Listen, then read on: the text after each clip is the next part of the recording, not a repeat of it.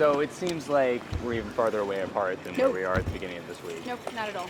I think the Republican conference is energized. I think Democrats have taken this too far. They have put politics ahead of the people that they serve.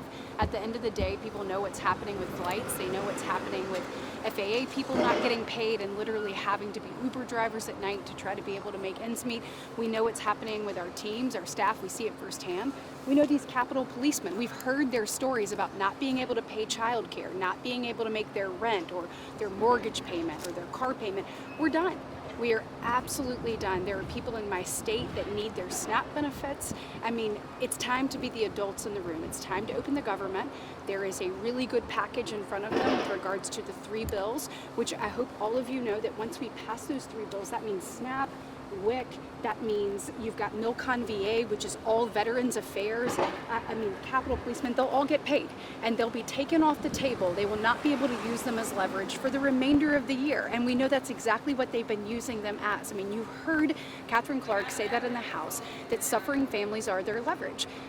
This is just too much. And then when you look at them wanting to extend the ACA for an entire year, go look and see who has benefited from Obamacare. Since Obamacare got here passed in 2010, and then they went ahead in 2014 and had to create subsidies. Why? Because 4 years in, they knew it wasn't affordable. They knew it wasn't working. Then you look at 2021 and 2022, when Democrats added these additional subsidies because of COVID, they set the expiration date. This is a problem entirely of their making. Look, we want to make sure that healthcare is affordable for every single American, but that means we've got to get to the root of the problem and to fix this.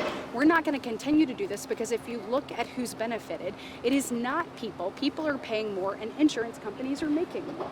So let's be honest about what's happening. We'll have that honest conversation when we open up the government. And I feel good about where we are and feel good about the opportunity to move forward, hopefully this weekend. How much longer do you think this shutdown is going to go for? Well, look, when we put this bill on the floor, they'll have an opportunity to vote for it, and it'll have a new CR date. My guess is that CR date will be probably through the end of January, giving us an opportunity to do our work. So we have more appropriations bills we need to put on the floor. We have the NDAA, which we've got to finish and finalize.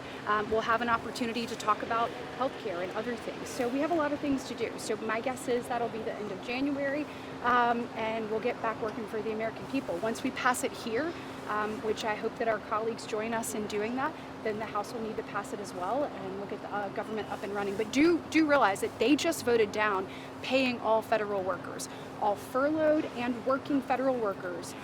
The Democrats all just voted to not pay them.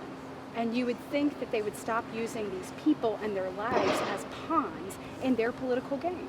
So I actually feel good about where we are, and I think that the Republican conference is united. We're united for the American people, and we're going to keep pushing. Do you think there's going to be a vote tomorrow? I do. Yeah. So stay tuned. I think you'll see text posted tonight. Would be my guess. There's a couple of items that we need to close out. Susan Collins has done a really good job in leading. She's been working with both sides of the aisle to try to get that closed out. I think that'll happen in the next few hours. Then that bill will need to be read.